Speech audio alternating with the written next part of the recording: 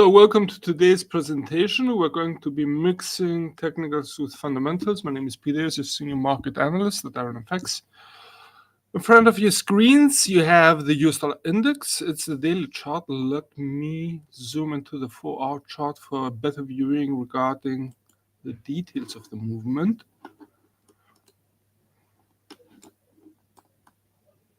Let's also add some labels.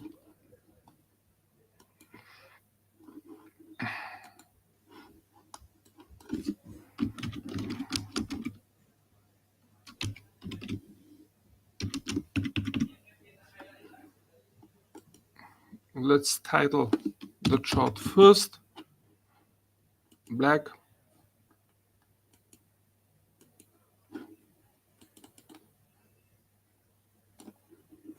And let's set the resistance and support lines, starting with the R3,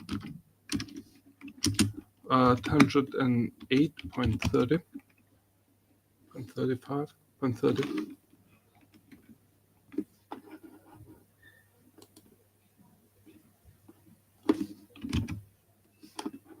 Red.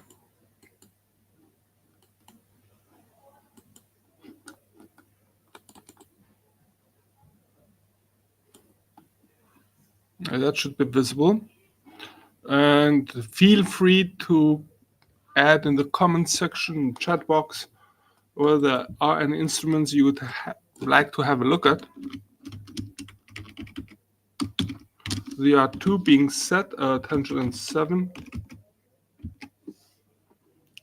The R1 at 105.50.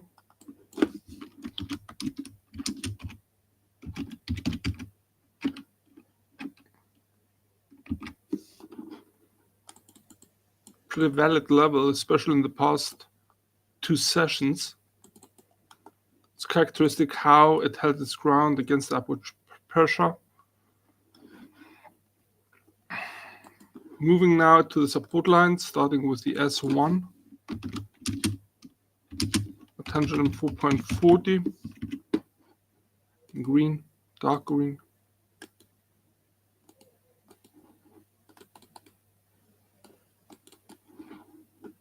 The R2, sorry, the S2 at 103.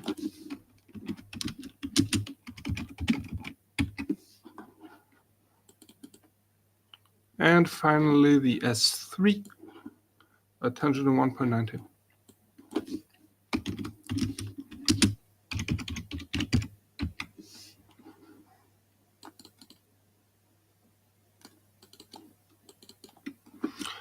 Now, before we start, or if you prefer, I would like to start the technical analysis by drilling back out to the daily chart, see the wider movement of the index, and we can see that there has been a strong upward movement, which is currently threatening the 105.50. The upward movement was characterized by an upward trend line, which shows also the limitations of the upward movement. Now, drilling into the 4-hour chart, the overall picture tends to change in the sense that there seems to be a relative stabilization of the index below the 105.50. So the RSI indicator is rather stable between the readings of 50 to 70, which may imply a slight predisposition of the market for possible bullish sentiment. Overall, we tend to maintain a bullish outlook as long as the price action remains above the mentioned upward trend line. And should the bulls actually maintain control over the index, I wouldn't be surprised to see it breaking above the 105.50. Definitely for a bullish outlook would require a higher peak than that one, and start aiming for the 107 resistance level. Now, on a more fundamental level, I would be noting that the stabilization, maybe even a slight edging lower of the US dollar index on Friday, was mostly due to the release of the consumption rate of August of the US, as well as the core PC price index that was for the same month. Both tended to show a slowdown, which more or less, I would say, solidified market's expectations that the Fed has reached its terminal rate and is going to remain on hold. And overall, that tended to dismiss any worries for a possible over-tightening of the Fed's monetary policy due to Fed Chairman Powell's comment in the last interest rate decision that there may be another interest rate hike in the cards before the year's end, and it's in the next meeting. So overall, given that we have a slowdown of inflationary pressures, now the attention turns to the fresh employment data, which are due out on Friday, and overall forecasts tend to be a little bit mixed in the sense that they expect the NFP figure to drop, but also they expect the unemployment rate to tick down, which on the one hand, okay, it tends to imply that the US employment market may be losing its edge in regards to creating jobs, but for the time being is still tight, given that the unemployment rate ticks down. So should the actual rates and figures meet the respective forecasts, we may see some mixed reactions here in the market as well. Other than that, I would also be highlighting definitely the ISM PMI figures, both the manufacturing and the non-manufacturing PMI figures, with attention being more on the manufacturing sector, given that it remains, or it's expected to remain today, below the reading of 50, implying another contraction of economic activity, despite a slight improvement. So overall, the picture seems to be still problematic for the manufacturing sector in the US. And that could mute any market reactions, in my opinion. Nevertheless, a bullish outlook is still present, given the upward trend line remains intact.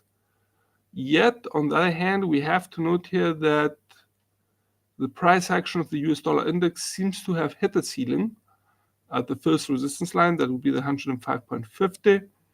A possible stabilization of the index may allow it to break the upward trend line, yet would maintain the index between the R1 and the S1. On the other hand, should the bears take over, we may see the price action dropping, breaking the prementioned upward trend line, exactly highlighting the interruption of the upward movement, but also break the S104.40, which has provided support here, and start aiming for the 103 support level, providing support here. It's quite beautiful. And it's interesting also how the 100 moving average is practically providing support for the price action of the US dollar index. Once again, base scenario for now is that the bullish outlook remains. Let's have a look at Euro USD.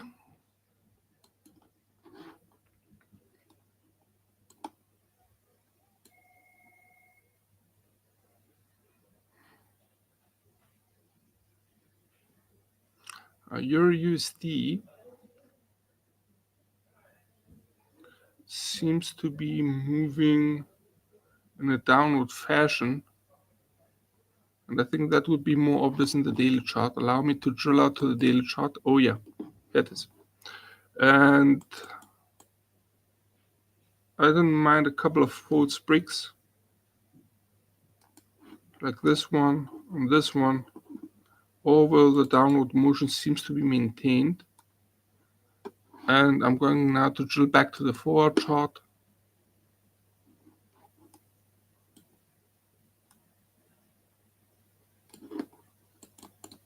This is no longer needed.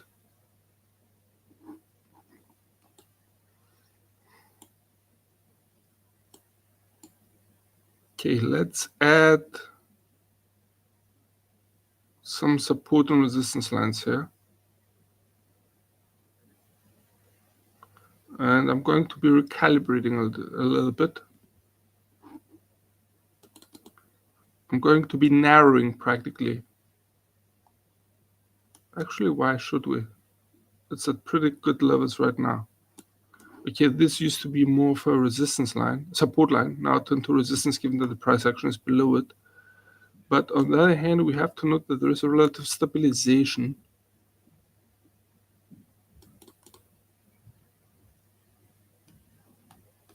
I'm going to be widening them. Okay, that's better.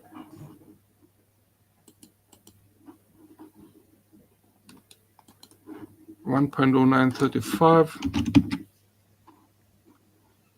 Let's add also label.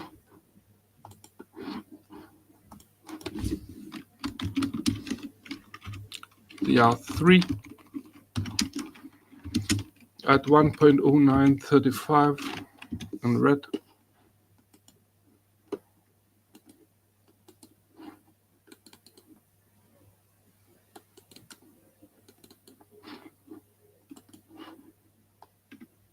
$107.70. The R2.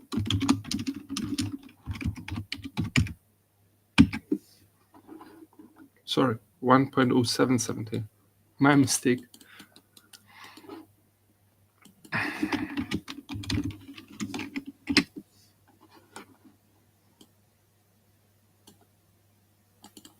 And the nearest resistance line being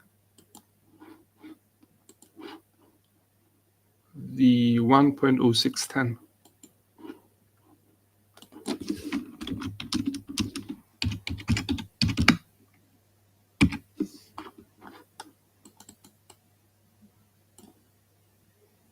Could be 15. Let's have a look.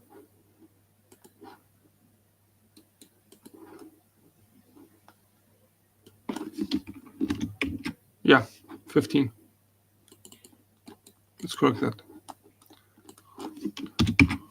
You can see it has a better touch here. Okay, let's move to the support lines. I'm going to be raising the first support line to meet the price action. And that tends to also imply a sideways motion. 1.0485.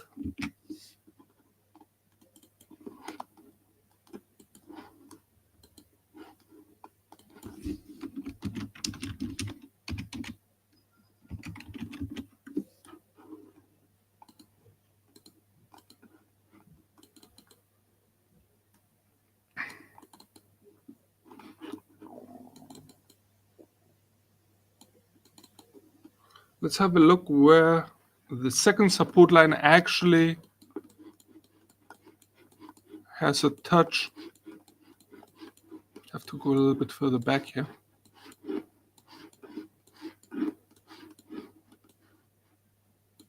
That was beautiful. And it touches right here.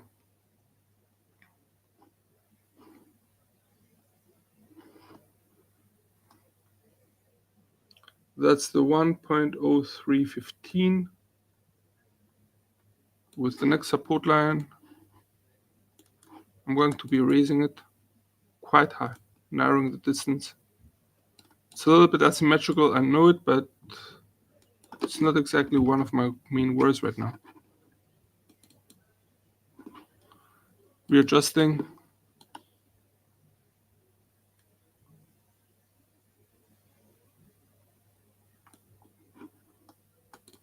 Repositioning the labels.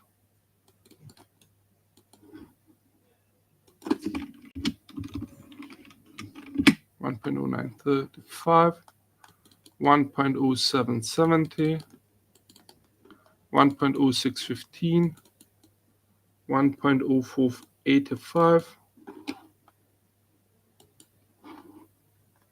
S2 being placed at 1.0315.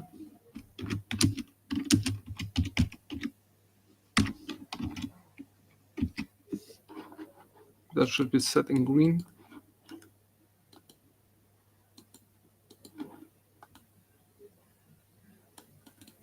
And the last one, at 1.220.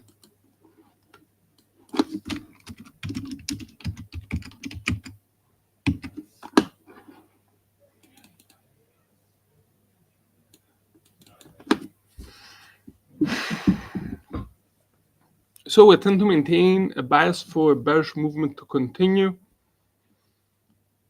The RSI indicator is edging lower, but still a bit unconvincing. But should it edge even lower and near the reading of 30, that would confirm the bearish sentiment of the market. It's interesting though that given the fact that the RSI indicator has edged low and has actually broken below the reading of 50, may imply that the bearish sentiment is slowly building up, but for the time being does not seem to be so convincing just yet. Overall, the RSI indicator tends to remain near the reading of 50, below it, but still close by, which may imply some hesitation on behalf of the bears. So we may see some stabilization of the pair. But should the bears actually take over, we may see the price action of EUR/USD dropping, breaking below the S1 1.0485 and start aiming for the 1.0315. On the other hand, should the stabilization prevail, then we may see the price action maintaining a movement within the corridor between the 1.0615 resistance line and the S1 1.0485. Now, for a bullish outlook, we would require the price action of EUR/USD to actually initially break the downward trend line, exactly signaling the interruption of the upward movement, of the downward movement. But I would also require a higher peak than this one. So it has to break above the R1 1.0615 and start aiming for the 1.0770. Give me a sec.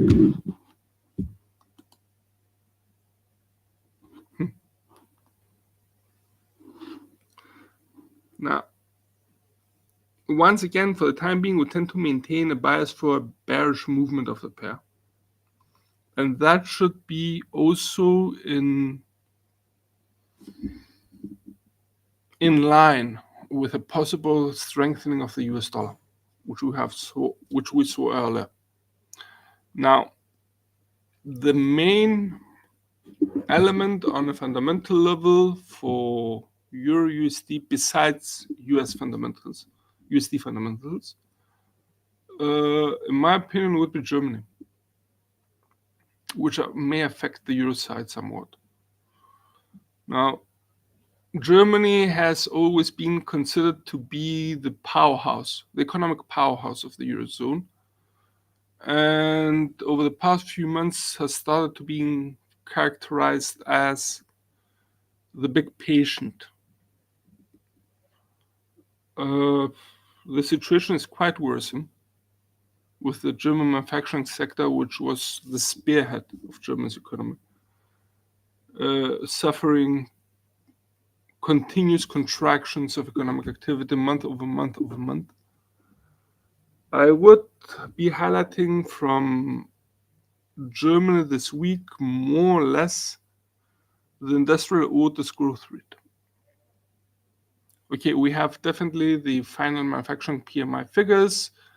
We have the also Eurozone's final composite PMI figure.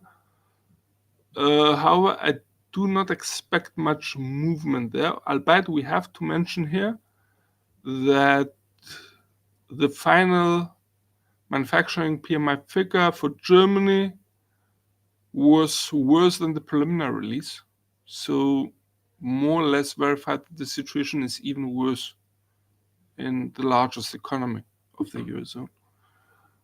Overall, the fundamentals tend to weigh on the common currency. And I would expect that on the one hand, okay, the ECB seems to have hit its final, or if you prefer, its terminal interest rate, for now at least. It was very, very indicative how Christine Lagarde in her press conference after the latest interest rate decision had exactly mentioned that given all circumstances remain relatively unchanged, the ECB expects that the interest rates are at a sufficiently restrictive level which could bring inflation down. And actually it may, while also it implied that the bank is planning to maintain high rates for a prolonged period. And that may weigh on economic activity further, especially in Germany. So overall, for the time being, both on a fundamental and technical basis, we tend to see the outlook of Euro USD being on the downside, or at least the risks are skewed to the downside for the pair. Should the bears intensify the movement, once again, we may see the price action dropping, breaking the 1.0485, marking a lower true than this one, and start aiming for the 1.0315. Let's have a look at cable.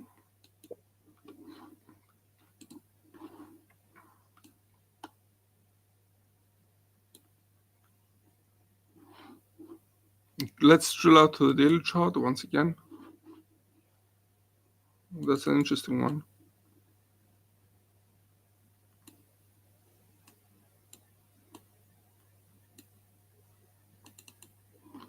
You can see how in the daily chart there was already a downward motion, yet that downward motion was intensified practically since the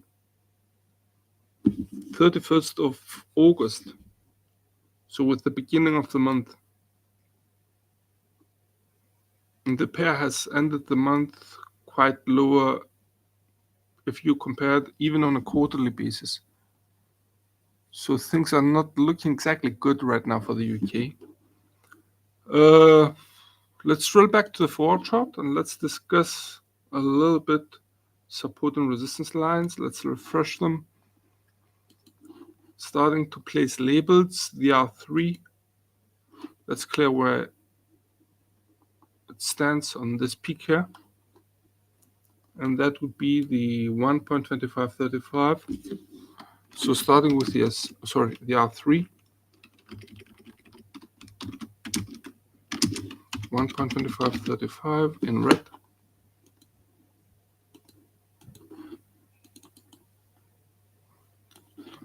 Let's have a look at the R2 at 1.2415.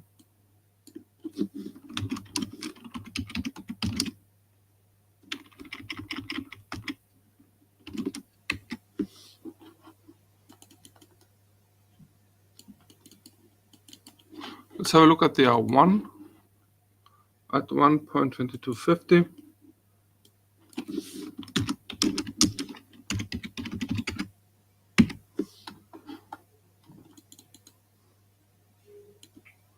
Now it's interesting to see that the R3 is practically based on this peak here, while the R2 on this one, and the R1 on this one, used to also serve as a support line. The S1 held its ground beautifully here. So that's a pretty valid level at 1.2125. We're keeping that one for sure.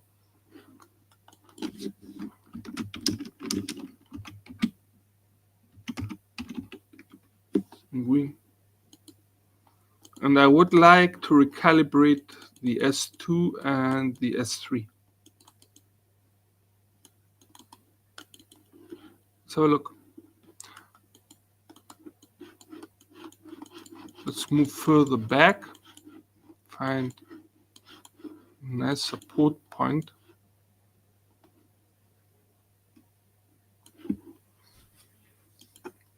Okay, the S2 is practically standing on this one, but it could go lower, somewhere here. And the reason I'm moving it is exactly because of these truths here and here. The S3 remains the same. while a possible S4 could be set at this true here. Seems good. Okay, let's readjust the chart, lock it in.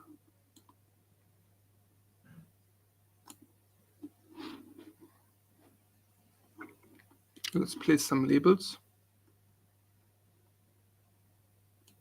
Starting with the S2 at 1.2005.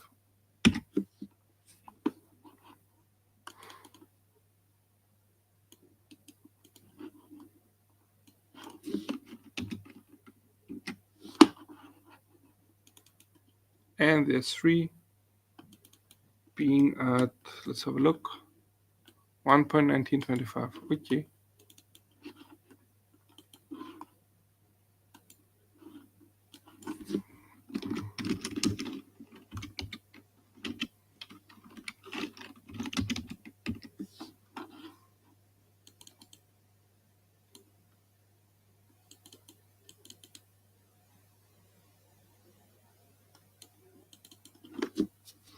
So for the time being, we tend to maintain a bearish outlook for the pair, and that's being based practically on the downward trend line guiding it.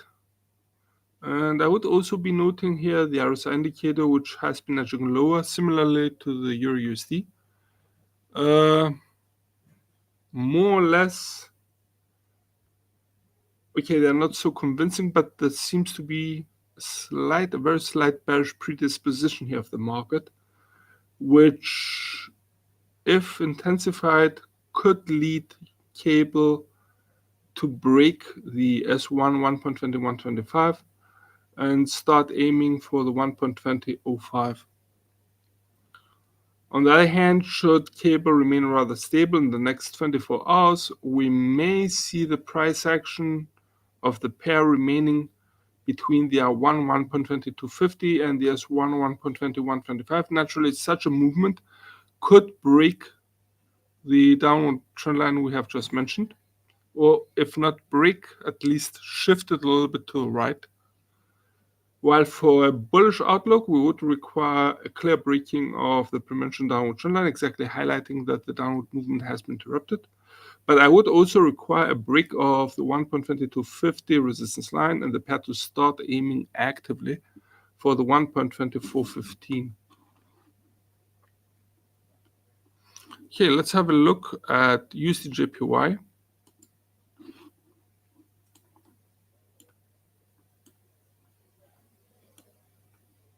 Let's place some labels.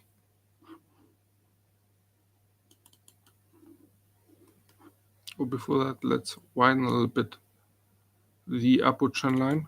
And let's drill into the daily chart first. You can see that there's a nice upward trend line guiding it. And it's interesting to see whether that's going to be verified in the next 48 hours. Back to the forward chart. Let's place some labels now. Starting with the resistance support line, at the S3 being at 146.20.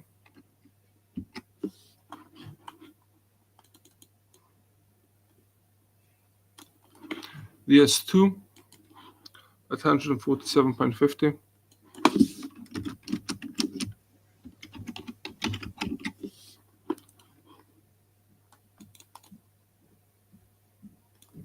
The S1 at 148.40. We have to mention here that this support line used to be a former resistance line, yet given that it has the price action has moved decisively higher, has now turned its role from a resistance line to support line. Now, the first resistance line is practically a level which the pair seems to have hit the ceiling at 149.50. Let me verify that. That's not a little bit higher. Sorry, that should be 149.90.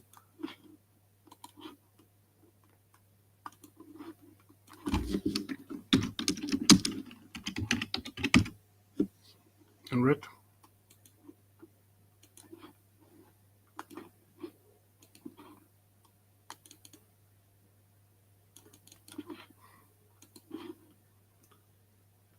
setting the second resistance line at the 151.45.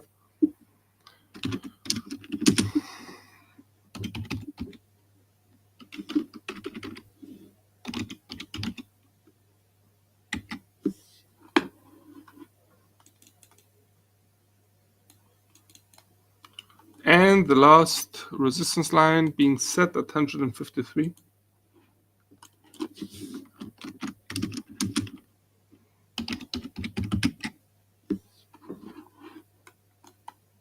Give me a sec, sorry.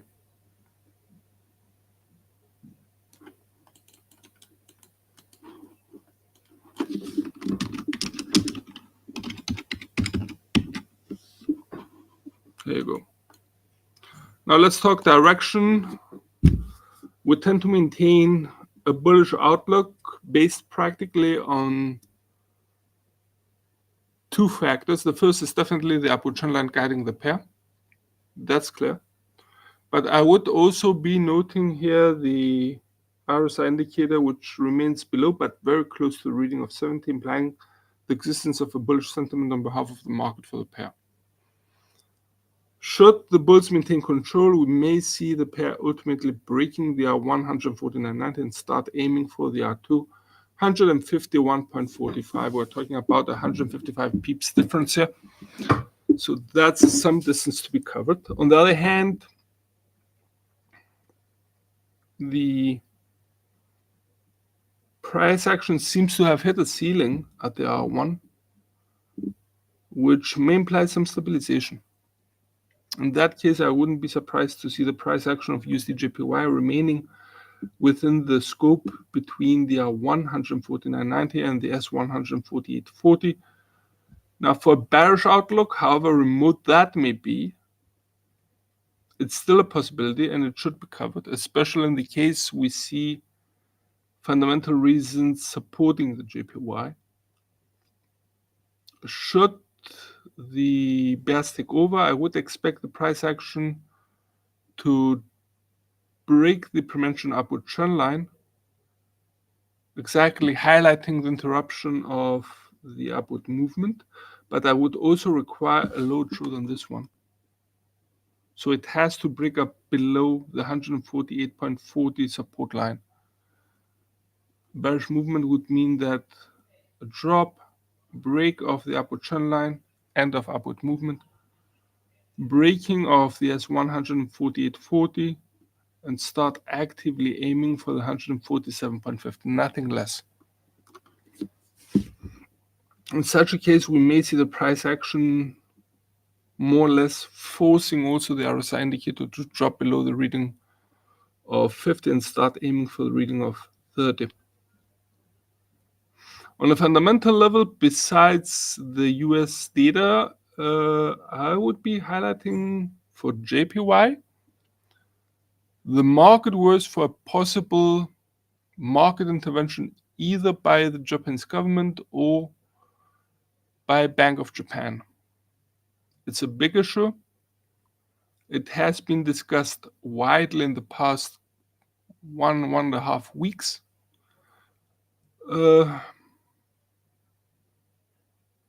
I would exclude this scenario, but in my opinion, the Japanese government or even BOJ would be intervening in the market if they see the possibility that a market intervention would drive USD/JPY lower, i.e. strengthen the JPY, but at the same time allow the Japanese currency, at least for some period, to maintain its strength. It's a simple bleep. So, for example, a drop and then a consecutive instant higher rise would be throwing money in the wind. So the Japanese have to make sure that any market intervention would imply also certify that there would be a stabilization lower for USD/JPY. It's not as simple to actually intervene in the markets. However, should that be the case, we may see a far wider market reaction, and that may bring the pair below the S346.20. Okay, let's have a look at AUD-USD, and I'm highlighting this pair particularly due to RBA's interest rate decision. It's due out tomorrow during the Asian session. Allow me to please reposition the labels a little bit.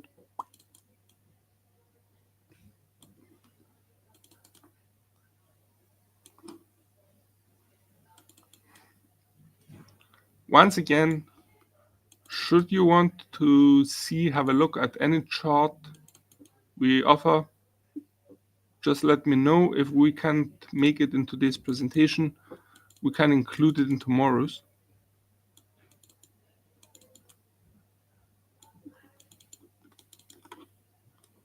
So, AUD-USD moving in a sideways manner, and that's pretty clear, with the upper boundary being set at the 0.6510. It's interesting how the pair has tested it once, twice, 3 times and aimed for it here. Now it's on the downside. The RSI indicator is just below the reading of 50, implying that there's still some slight bearish sentiment. But the low boundary we have set is the 0.6380, a level which was tested once, twice, 3 times, multiple times here, once again here, aimed for here, broken briefly for about 24 hours here.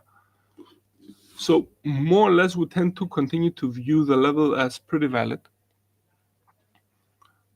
The outlook, in our opinion, remains a bias towards a continuance of the sideways motion. So that should be no issue, for the time being at least. Now, should the bears be strong enough, we may see the price action breaking the S1 0.6380 and start clearly aiming for the 0.6285 support level, which is pretty much 95 pips lower. On the flip side, should the bulls take over, we may see the price action rising, breaking above the R1 0.6510 and start aiming for the R2 0.6610. Now, the key element regarding the pair's movement, in my opinion, is not so much of a technical, it's more on a fundamental basis. We have RBA's interest rate decision tomorrow. The bank is expected to remain on hold at 4.10%. Let's not forget that, okay, I wouldn't say it's a new RBA, but definitely there has been a switch in the leadership of the bank. We have a new governess. The new governess is called Michelle Bullock, MS Michelle Bullock. And it's going to be interesting to see whether she's going to be adopting a tougher stance or allow the current monetary policy to be maintained. Now, should the bank remain on hold at 4.10%, and in Governess Bullock's accompanying statement shows that it has reached its terminal rate and more or less may keep the rates unchanged for a prolonged period of time, that could weaken AUD-USD and in turn drive the pair lower below definitely the S1 0.6380 and even feed the bears to reach the S2 0.6285, if not even lower. On the other hand, we have to note here that the possibility of another rate hike was widely discussed between RBA policymakers in the last meeting. And should the bank remain on hold and actually issue an accompanying statement through its new governess, Michelle Bullock, then we may see more or less AUD-USD getting some support and breaking above the R1 0.6510. should the bank take the markets by surprise and hike rates, that would be a very, very interesting scenario. It's the least possible, but it's still something which we should bear in mind. In such a case, we may see they're also getting asymmetric support. And in that case, I wouldn't be surprised to see the pair breaking above the R1 0.6510, but also breaking the R2 0.6610 and start aiming for the R3, if not even reach it. It's going to be asymmetric, once again, asymmetric support for the Aussie, as the market will have to reposition itself based on the new data. So that should sum it up from all of us here at IronFX. Best wishes for solid trading.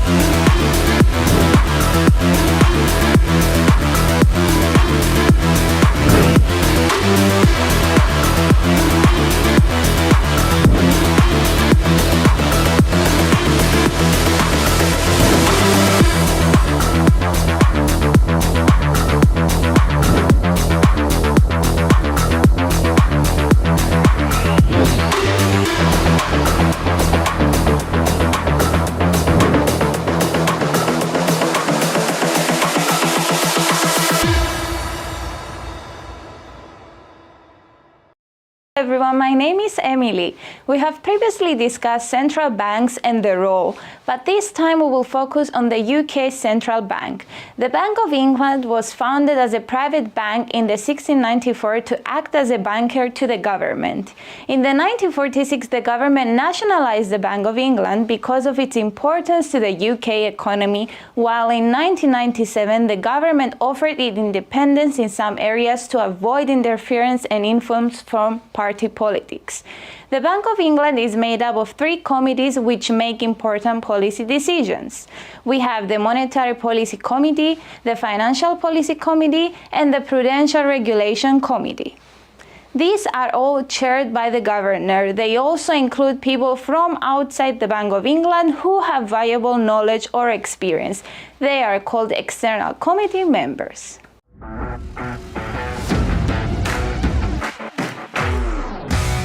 The Monetary Policy Committee is made up of 9 members: the governor, the 3 deputy governors for monetary policy, financial stability, and markets and banking, a chief economist, and 4 external members appointed by the chancellor. The Monetary Policy Committee decides what monetary policy action to take and announces its policy decisions 8 times a year. The central bank uses 2 main monetary policy tools. It sets the interest rate that it charges banks to borrow money from them. This is the bank rate. It can also buy bonds to lower interest rates on savings and loans through the use of quantitative easing.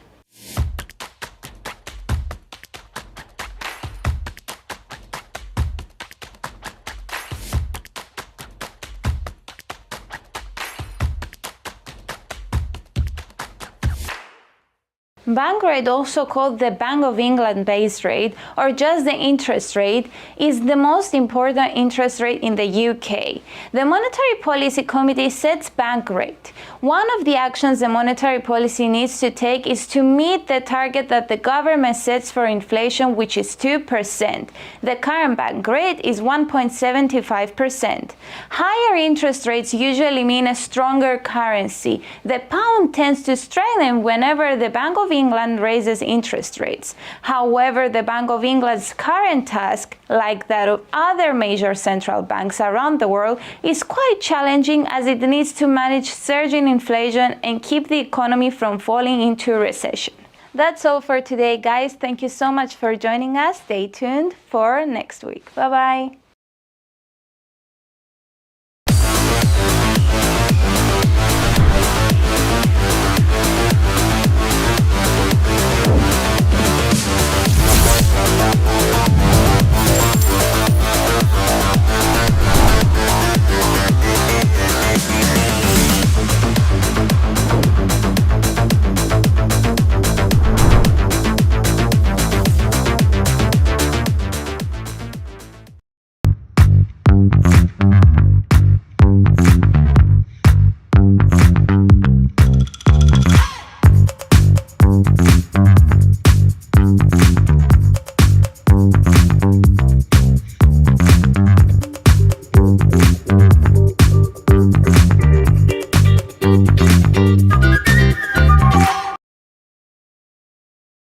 Okay, thanks for waiting, everyone. Let's go ahead and get started.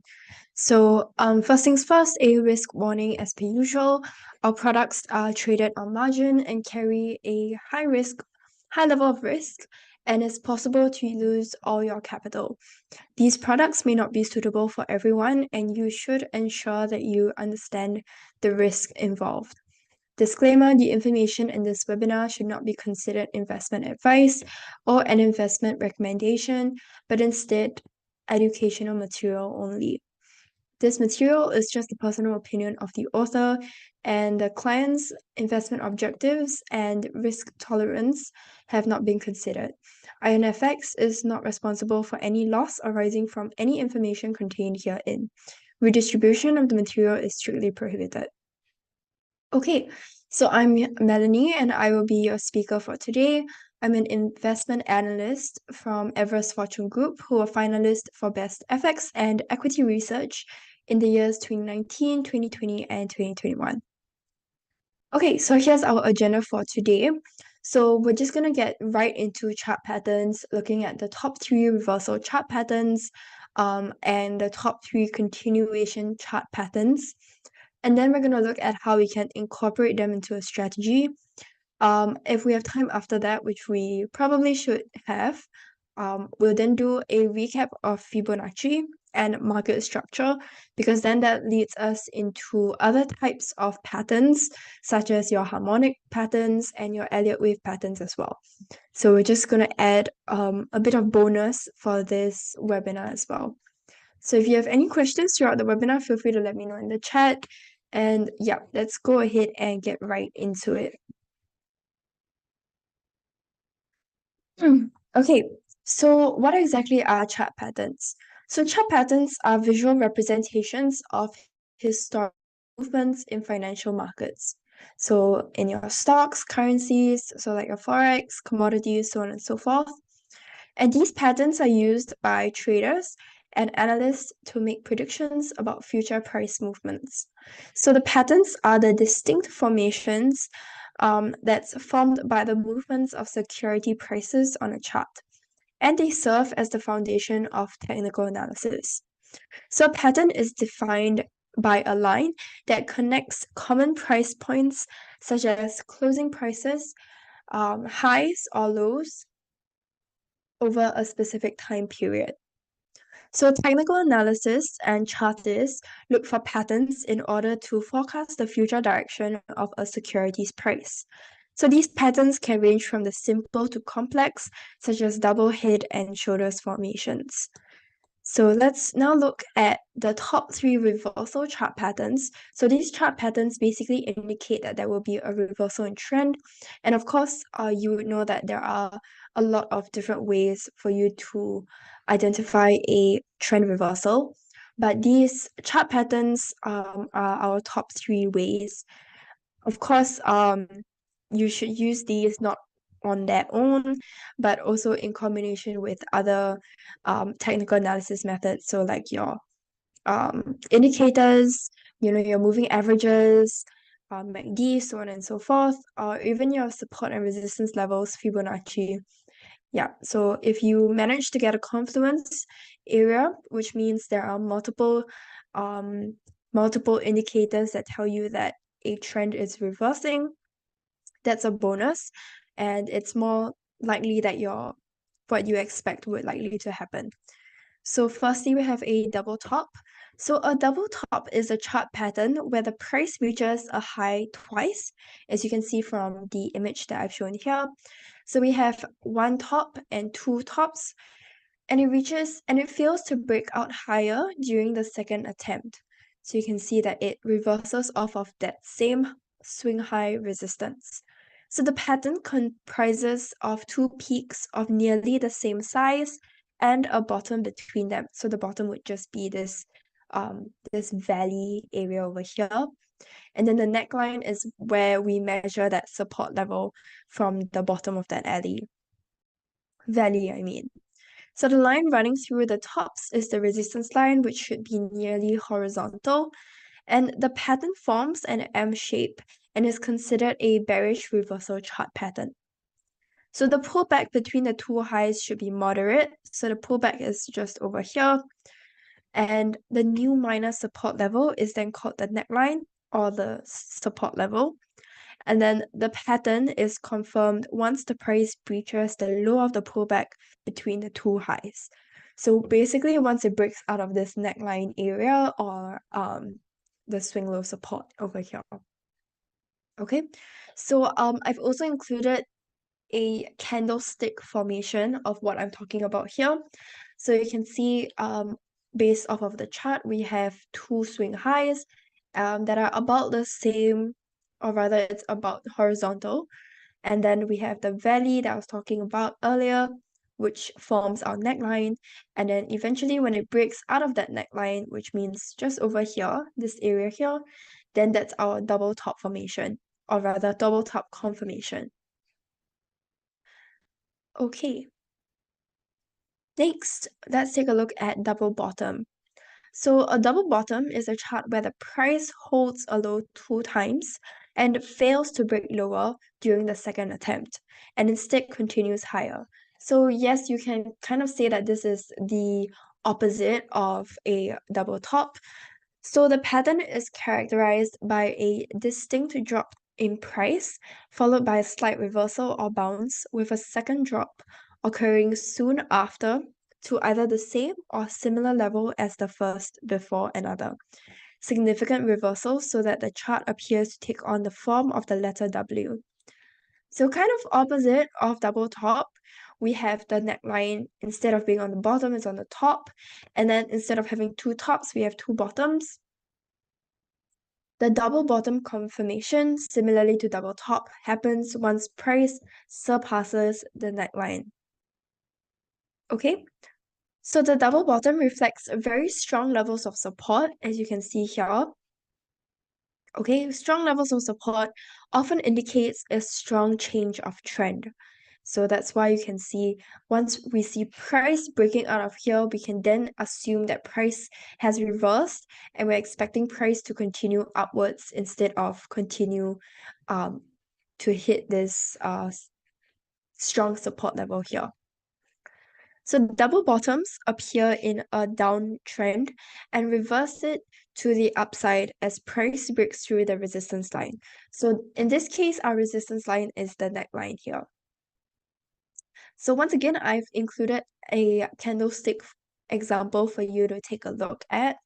Our double bottom has these two, I was gonna say heads, but in this case, I guess they are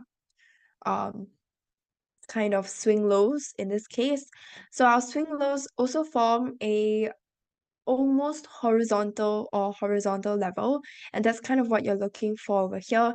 It's okay if it exceeds by a little bit, as you can see from our example, but it should be approximately horizontal for you to take note of it. So you can take note of the entire length of the wick and not, you don't have to just measure it from the body of the candlestick. And then once price breaks out of this neckline or this resistance level, then we can say that there is a double bottom confirmation. Okay, so far pretty straightforward patterns. Next, let's take a look at heads and shoulders. So this is also pretty common. And the head and shoulders is a chart pattern that's described by three peaks. The outside two are close in height and the middle is the highest. So it's a bearish reversal chart pattern. And this begins with an uptrend with two higher highs. So you can see from the example here, I have the higher highs here would be number 1 and number 3, and the two higher lows. So the two higher lows here will be 2 and 4. And these form the left shoulder and the head. So the left shoulder is here, the head is here. 0.5 over here makes a lower high, which is lower than points 3 and 1, and this forms the right shoulder. Okay, and the downward confirmation occurs when price breaks out of this point number 6 here. So we have higher lows, from 2 and 4, and that's where we can draw our line across. Once price breaks out of here, then we can say that there is a confirmation that there is bearish reversal happening here. Similarly, I've included a candlestick example here. So same thing, we have, if you implement this diagram onto our real life example on our candlestick chart, point 1 would be here, point 3 here, and point 5 here. So if I were to draw or to measure out a horizontal line, well, it doesn't have to be horizontal, just a line that extends out of connecting these two swing lows. Okay, so if I extend it out, once price breaks out of that line, then we have confirmation that price is going to continue lower. Pretty straightforward. Let me know if you guys have any questions, of course, but yeah, pretty straightforward so far. Next, let's take a look at the top 3 continuation chart patterns. So the previous 3 we looked at were for reversal purposes. Now we're going to see how we know if price is going to continue in its direction. So firstly, we have falling wedge. So all these chart patterns I'm going through now are pretty popular and quite easy to spot on your charts. Later on, when I go through some harmonics and Elliott wave patterns, those are a little bit harder to spot.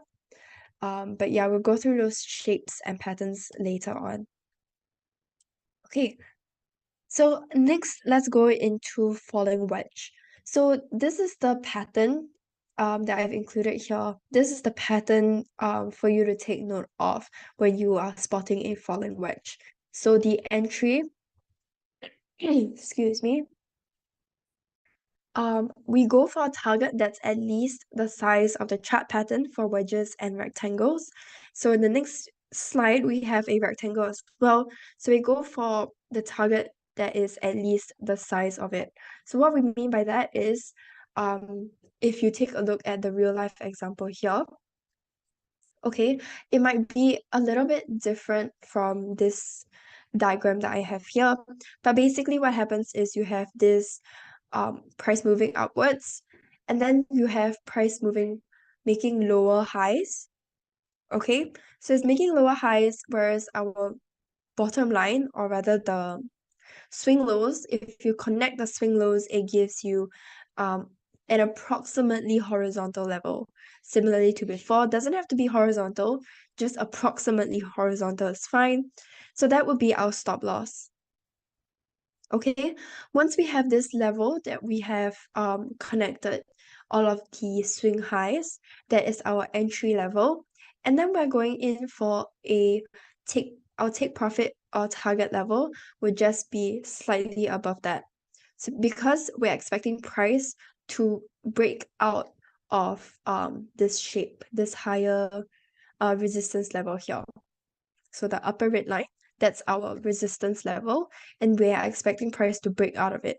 Because there's a lot of downward pressure that's pushing on this area or this shape, so we're expecting price to break out, and that's why our take profit would be a little bit higher up. So that's why I've arranged the levels in this way for you guys to see. Okay, I hope I explained that properly, but let me know if you guys have any questions. Basically, if you draw out the shapes here, it would connect these 3 swing highs. If we ignore this area here, because we're expecting price to break out and hit our take profit there. So in the meantime, we'll just look at these 3 swing highs, connect these levels, and then on our bottom, we have our stop loss, and the stop loss is achieved by connecting the swing lows instead. So we connect the swing lows, that's our stop loss, and then we proceed with our entry. So we go in with our buy entry from this level, and then we see it shoot up to our take profit here. Okay.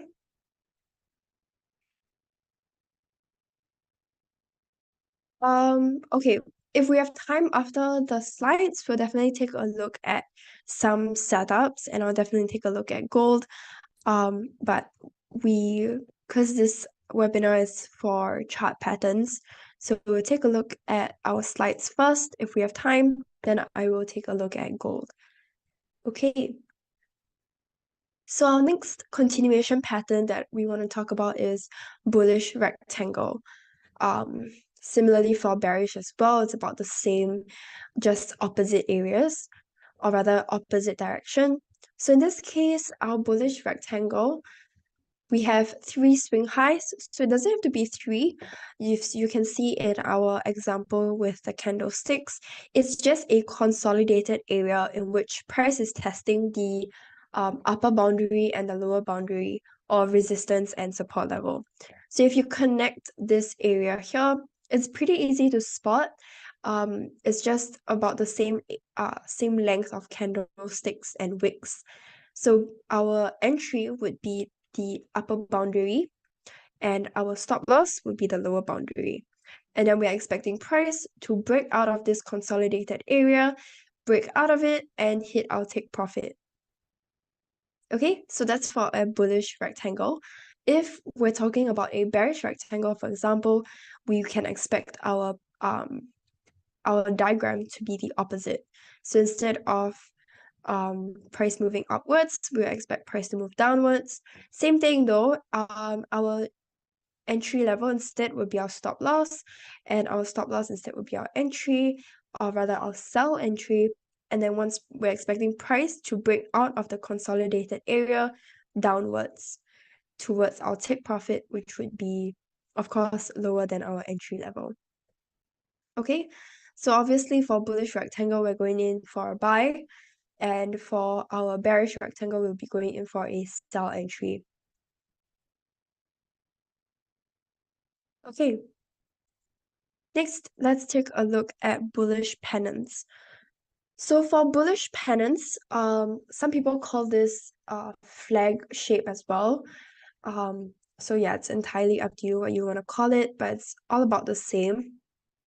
So for a bullish flag, we have this shape here. Once again, from all of these shapes, we are basically connecting the swing highs with the other swing highs to form a line, and then we see where those lines connect. Oop, sorry about that. So we connect the lines here, and then we connect the bottom lines as well, and then it should give you this flag kind of shape. Okay, so if we're talking about a bullish flag, price will be moving upwards, and then we will expect price. So price is testing within this consolidated triangle area. So we're expecting price to break out of this area and continue in the upward movement. That's why we call it a continuation chart pattern. So price trend is upwards, price is consolidating in this area, and then if we draw out the connect the areas, connect the tops and the bottoms, then we have this flag shape, and then the next step would be to measure out your take profit. Okay, so your take profit would be, as we mentioned earlier, either the size of the same size of your shape, or bigger.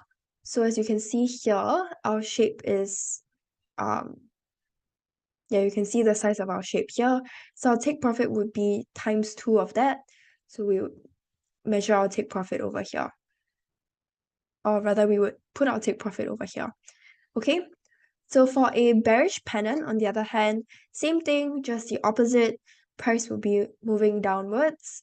Okay, instead of our buy entry being over here, we will replace it with our stop loss, and then stop loss, we'll replace it with our sell entry. Price will once again consolidate within this area, okay, or within this triangle. Once it's consolidated, we will place our take profit times 2 below that, okay, and then it'll break out of it, and then hit our take profit, hopefully.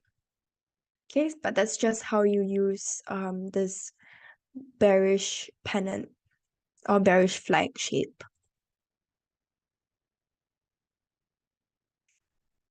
Okay, so that's actually kind of it for the top 3 chart patterns for continuation and reversal. but I wanted to talk a bit about harmonics and Elliott waves as well. Just briefly touch on it if you missed our previous week's webinars. Okay, because when we're talking about chart patterns, even trend lines, support and resistance, all of that are considered chart patterns as well. So yeah, let's just talk a bit about Elliott wave and harmonics. So before I do that, in order to really understand the harmonics and Elliott wave patterns that we're going to be getting into, I'm just going to do a really quick recap on our Fibonacci, because without Fibonacci, the Elliott wave and harmonic patterns really don't quite make sense. Okay, so we have the different Fibonacci levels here. And if you've been with us for our previous Fibonacci series, we go through in depth the Fibonacci retracement, expansion and extension, as well as projection levels. But for now, I'm just going to briefly go through the retracement levels. So for the negative Fibonacci levels, minus 27.2 and minus 61.8, those are our Fibonacci expansion levels. And then the between 0 to 100 levels, those are considered Fibonacci retracement. And then for the 127.2 and 161.8 or above 100%, those are what we call our Fibonacci extensions. Okay, this GIF here, you can see we are following exactly the pattern, or rather the structure of the market. And that's quite important. So here we show you exactly how to draw your Fibonacci. So for retracement, as you can see from the previous slide, the GIF just follows exactly the shape of the chart. Pretty straightforward. My projection is not showing, I'm not sure why, but I'll show you guys that in a second. Next, if we look at expansions, we're looking for a flash kind of shape. You can see now in this GIF, I'm drawing out exactly this flash shape. Flash or lightning bolt shape, whichever you prefer. So our starting point and ending point for expansions lines up nicely with the head of the lightning bolt. And then for expansions, as I mentioned earlier, we are looking at the negatives. So in minus 27 and minus 61.8, if I'm not wrong. So yeah, so we take notes of those levels, and for point 3, it has to retrace at least 50% of your starting and ending points. If we look at our extensions, you can see we've drawn out this Nike tick kind of shape. And that's exactly what we call Fibonacci extensions, the Nike tick formation, because that's what you're looking for. In this case, we have an upright Nike tick, but in the next couple of slides, I'll show you guys examples of inverted Nike ticks and how you can use those as well. For extensions, we are using more than 100% levels, so the 127 and 161.8. Okay, here you can see all the different Fibonacci numbers that we mentioned in our previous slide and how it looks drawn out. So yeah, I think you guys can see for yourselves. Positive Fibonacci retracements are our expansions. Fibonacci retracements are 0 to 100%. Negative Fibonacci levels are what we call our expansions. So more than 100% extensions, less than 0% or negative would be expansion. Okay, so here's an example. I have my Fibonacci retracement. So remember, I mentioned how important it is for us to follow the market structure. So that's exactly what I did here. My starting point here, ending point here, and I'm looking at where price has retraced this level. So this 23.6, 38.2, 50%, these are no longer valid because price has already passed these levels. Okay, instead, I'm taking note of the 61.8 because price has reversed or retraced this level and has reversed off of it.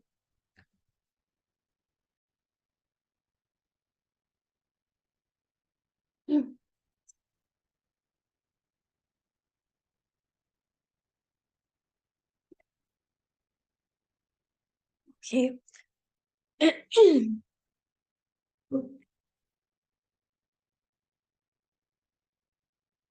Okay, here is another example of Fibonacci retracement.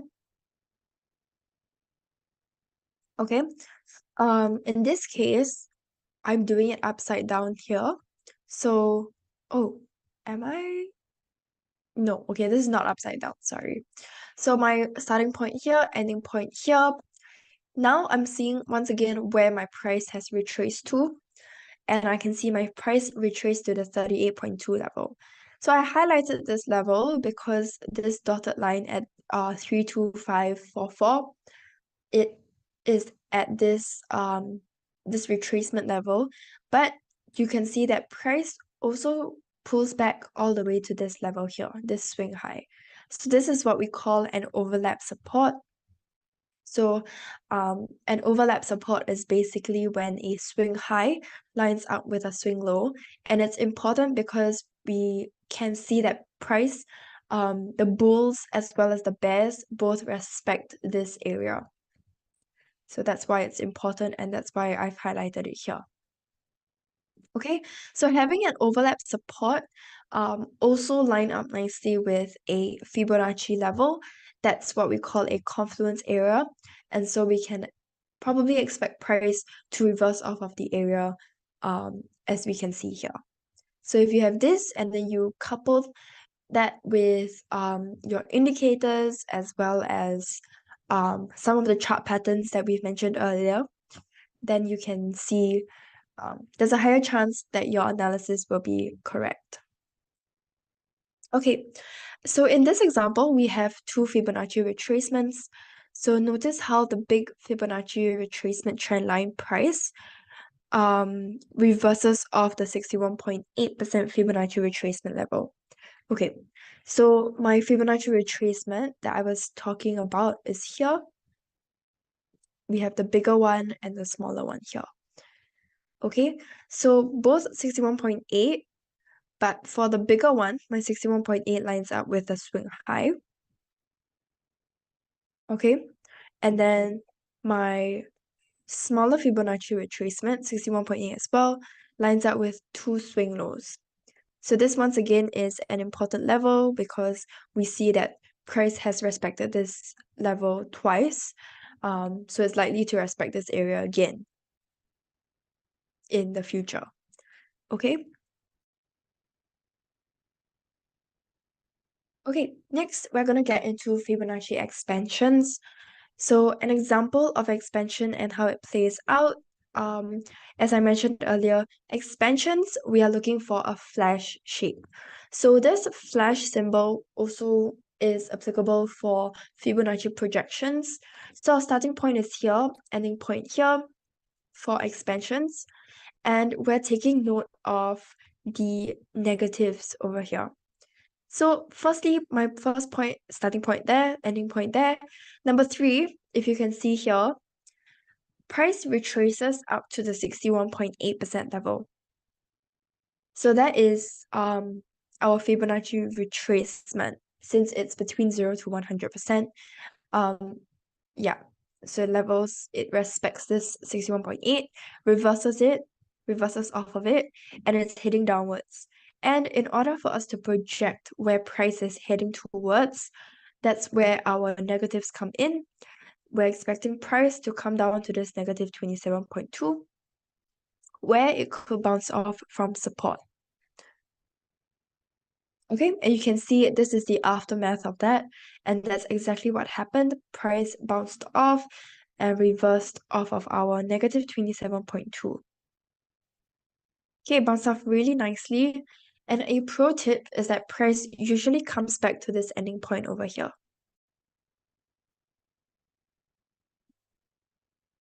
Okay, why does it usually come back? Because as I mentioned earlier, when we have if I were to extend this level, you can see price has tested this level before as well. So we already have two swing lows that line up on the same support level. Now that price has broken out of it, we can expect price to pull back to that level. Okay? Next, we're going to get into Fibonacci extensions. So we are moving a little bit fast because I want to get into the chart patterns for the harmonics and Elliott wave patterns, since this webinar focuses on chart patterns. So I want to quickly get through the Fibonacci recap so that we can get into the patterns. But if you're confused, let me know in the chat. Yeah, but normally we go into depth in depth each of these Fibonacci techniques in our Fibonacci series. So you can stay tuned for those, or you can go onto YouTube and take a look at those as well. Okay, so next we're talking about Fibonacci extensions. So as I mentioned earlier, Fibonacci extensions, we're looking for Nike ticks. Okay, so our starting point is the head. Starting and ending point is the head of the tick. And then once price, we're looking at this V shape. Okay, so we're looking for V shape, and the tail of the tick should exceed 100% of the head. Basically, it should be longer than the head. That's what makes a tick, right? So the projected level is either the 127 or 161.8. In this case, price has already broken out of the 127, so we are expecting price to hit towards our projected level of 161.8. And you can see that's exactly what happened here, and a reversal occurred, reversed off of this level and headed back downwards. So it's another indication of a reversal. Once again, you use this in combination with your chart patterns, like the top 3 chart patterns I went through previously, your indicators, and you're good to go. Okay, here is a GIF to show you guys exactly what kind of shape you should be looking for when you are making use of Fibonacci extensions.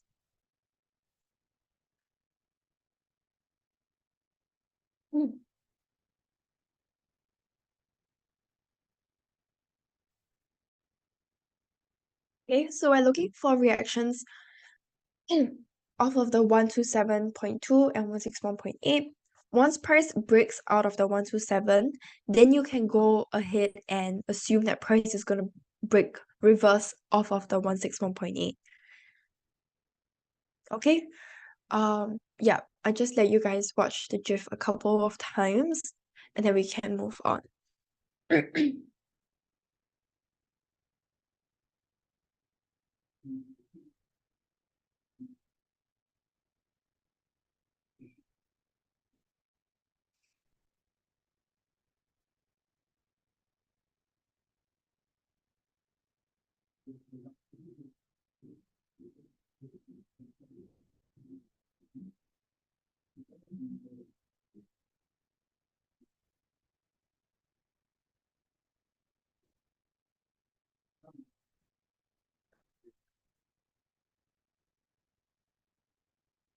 Okay, so we're watching the reaction of the 161.8.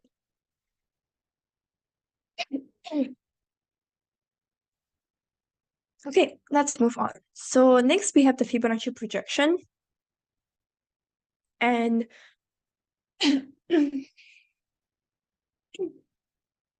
excuse me. So we have the Fibonacci projection, and this tool on MT4 is actually the Fibonacci extension tool. Okay, so ultimately, unlike the other 3 methods that we've gone through so far, this method actually requires 3 points. So we need the starting, the middle, and the ending point. Okay, so for this technique, we use namely 3 percentages: 61.8, 78.6, and 100%. But if you're using Elliott wave, we also make use of the 161.8. Okay, for Fibonacci projection, similarly to Fibonacci expansion, we are also looking for the flash zigzag kind of shape or lightning bolt shape, as you can see from this GIF here. Okay, so our starting point here, middle point here, ending point here, we're projecting where price will react off of. And we can see price has already broken out of the 61.8, 78.6, and that's why we can assume that price will reverse off of the 100%. Okay, let's just watch the GIF.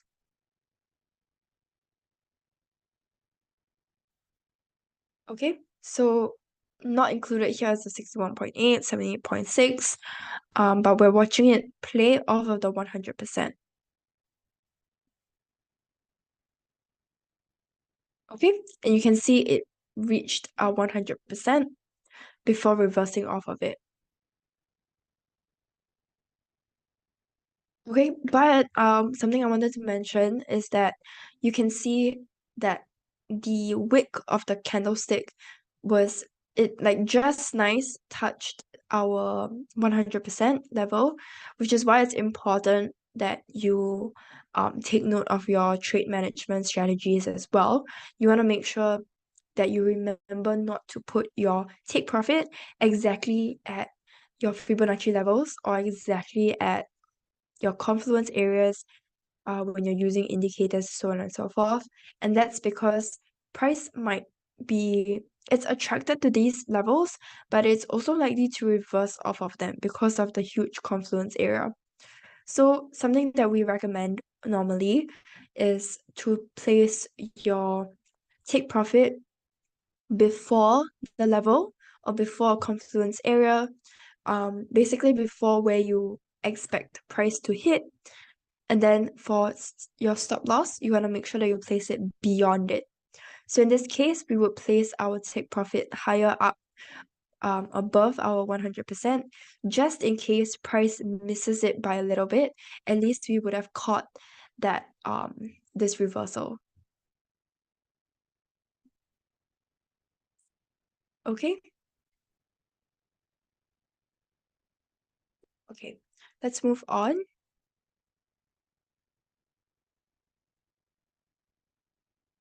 So here's another example. I'm not sure why all of my titles are covered, but here's an example of the Fibonacci projections. So you can see clearly the starting, middle, and ending points here. And these follow the swing highs and the swing lows of price. So it's important for your Fibonacci trend line to follow price movement or market structure really closely. So price has also bounced off of the 100% Fibonacci level over here. So you can see this is our shape, our flash shape, and we're expecting price to go down towards our 100%. You can see it reversed off nicely. Okay, another example. We have a very obvious zigzag or lightning bolt shape over here. So you want to take note of the Fibonacci trend line following the market structure closely. And also we have the 78.6% Fibonacci extension. So because our expansion and our projection use the same shape, more often than not you can use both together and find confluence areas. Okay, so you can see price really bounced off of our 78.6. One more example for you guys. Starting point, middle point, ending point. You can see the shape here. 100%, we're expecting price to hit it, and you can see it reversed off of it nicely. So an invalid Fibonacci retracement occurs when price makes a lower low. Okay, so if there are bars on the right that break your ending point, it becomes invalid. So I'll show you guys what I mean. So this is what we mean. Bars on the right that break out of this lowest point. So because this is no longer the lowest point, it cannot be your ending point.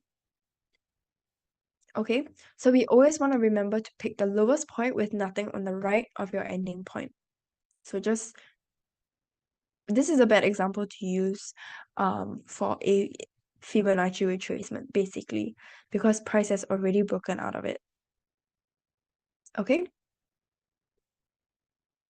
Yeah. So as I mentioned earlier, market structure is really important. You want to make sure that your swing highs and lows are significant levels so that they're good points to use for Fibonacci. And yeah, this is the kind of structure that you want to look for when you are looking for Fibonacci levels, or even when you are doing your analysis, your technical analysis. Okay, I'm just gonna skip through those and get right into pattern identification. Okay, so we mentioned earlier a couple of M's and W's, but we have a couple more patterns just briefly to go through with you guys.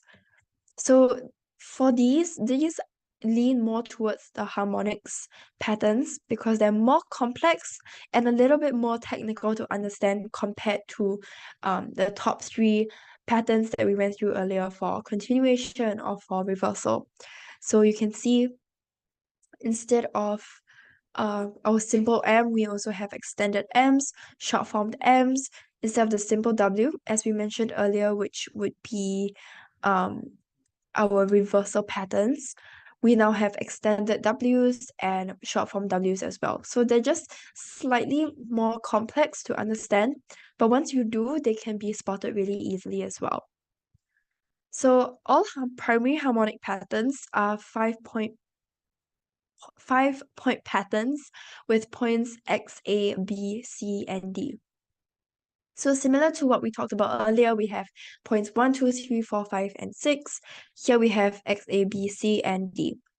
So price swings between these points are interrelated and have harmonic ratios based on Fibonacci, which is why we went through Fibonacci really quickly earlier on.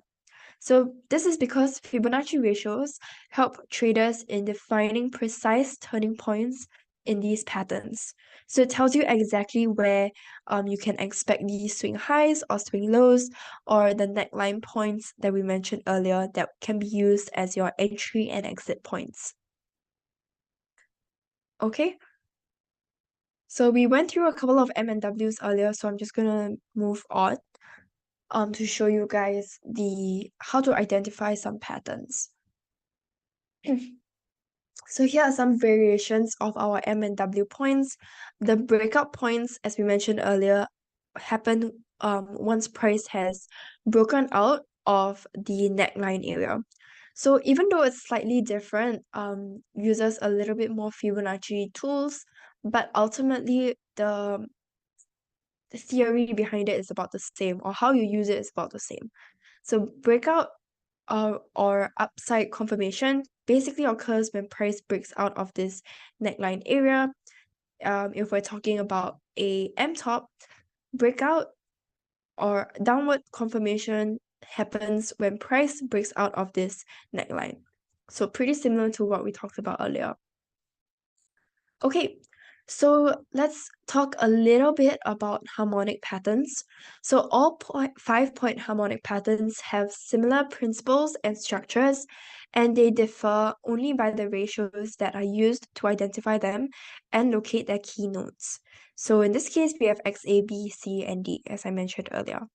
So I've included the Fibonacci levels as well, just for your reference. So from point A to C, it uses 38.2 to 88.6. X and B 61.8, X and D 78.6, and B to D uses more than 100% levels. But that's just for your reference.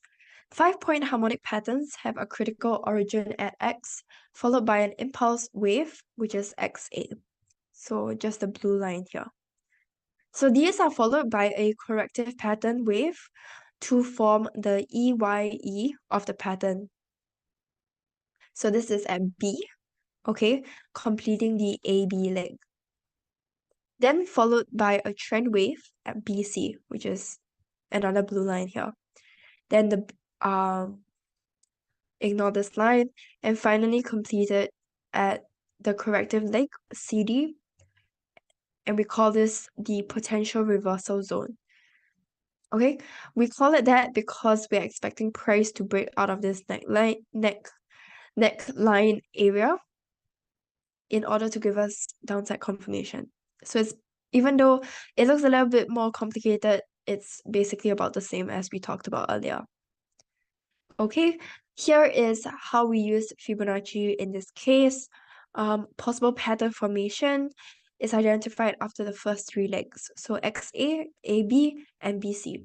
Then we see where exactly we can place our entry level. Normally, your entry level would come after this neckline area here, because that's where you get downside confirmation. Okay, the Fibonacci ratio extensions, retracements, and projections are then used to determine the potential reversal zones. All harmonic patterns have a clearly predefined potential reversal zone, and the initiation of new trades should take place in this zone, so over here, and only after price reversal action. So after price breaks out of this B, this B level here. Okay, so a couple of patterns for you to take note of. We have the Gartley pattern. So this is the best known harmonic pattern. So after the impulse wave at XA, the corrective wave, or the corrective leg, sorry, should end at 61.8. Okay, 61.8 retracement of XA. Point C falls anywhere between the 38.2 or 88.6 retracement of the corrective leg of AB, including all harmonic trading ratios that fall between these two constraints. So it can be 50, 61.8, 70.7, 70.6, basically any level, Fibonacci level that's between these two numbers. Okay? And yeah, long positions should be considered after a clear bullish reversal with a stop loss placed below the potential reversal zone. So if we're looking at bullish, your potential reversal zone would happen obviously after this neckline level here. So your potential reversal zone would happen somewhere here. If we're looking at a sell, it would happen after it breaks past the B level. So anywhere after that. Okay. Next, let's take a look at bat pattern. So this is considered the most accurate pattern. And you can see once again it's pretty similar to your W and M patterns. Okay, just with a couple more Fibonacci levels to take note of. So some main rules of the pattern: AB leg can retrace between 38.2 to 50% of the XA leg. The BC leg can retrace between 38.2 to 88.6% of the AB leg. And the CD leg can retrace up to 88.6% of the XA leg. CD leg, so the last leg, can also be an extension of between 161.8 to 261.8 of the AB leg. Okay, it doesn't make sense now that you are just looking at the shape. It just looks like a bunch of numbers. But when you actually try using Fibonacci levels to distinguish the different patterns, it would make more sense then. Okay, and then for the bullish, of course, it's just the opposite of your bearish. So here's an example of a cipher pattern. So cipher pattern uses 38.2% to 61.8 for XB, 127.2 to 141.4. This is for your AC, and for XD, 78.6. And bearish is the opposite of that. Okay, so here is what a cipher pattern looks like on the chart. So you can see it's a little bit more difficult to identify because you would need to take note of the numbers, but ultimately it's still the theory behind it is still the same. Because after it breaks out of this cipher pattern, then we are expecting it to move upwards after it breaks out of this B shape here, or rather this neckline. Once it breaks out of it, that's our potential reversal zone, right? Then it's going upwards, and we can place our take profit, as we mentioned earlier, 2 times the size of your B. So from here to here, this is your potential reversal zone. So times 2 of that will be here. Okay, remember we want to place our take profit before any important levels. So we probably place it somewhere lower just to be safe. just to make sure that we catch that before the reversal occurs. Okay, butterfly patterns. So butterfly pattern requires a retracement of the impulse leg XA by 78.6. Okay, you can take a look here. So I'm just going through the different types of patterns, but there are a lot of different types of patterns. You could probably Google it. But yeah, I'm just going through the different kinds of chart patterns that you can see. Okay, but those, I think the most important ones are the ones that I talked about at the start. These are just more for your knowledge.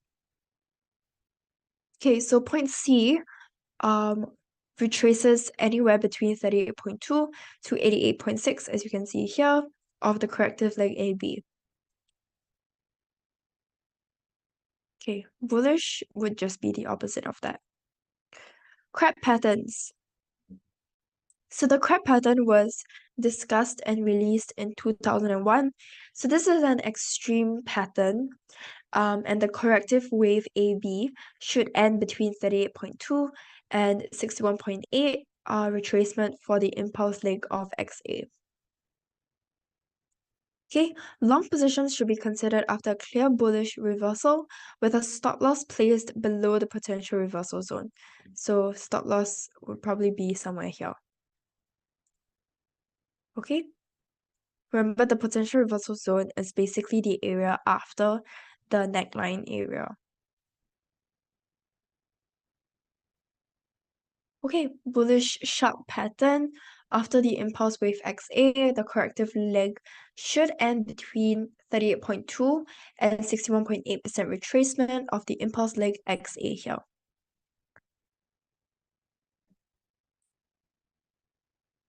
Okay.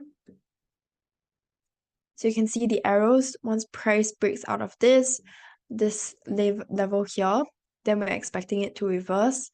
Similarly over here, we're expecting it to reverse. Okay, just some advantages and disadvantages for you to take note of. So they are repeatable, reliable, and do produce high probable setups. And they provide future price projections and stop loss levels as well. And they can be considered as leading indicators. Their trading rules are relatively standardized since we're using Fibonacci ratios. So, and they work on all time frames as well.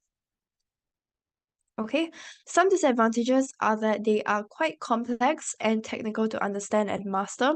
But like I mentioned earlier, as long as you have the basics or you kind of know what you're looking for, once you master the art of Fibonacci, then you've kind of got it under your belt. Okay. And yeah, that's all I have for you guys today. Thank you guys so much for joining me. I hope you guys found it helpful. And yeah, I will see you guys next week. Thank you guys so much for coming. Have a great rest of your week. Bye, everyone.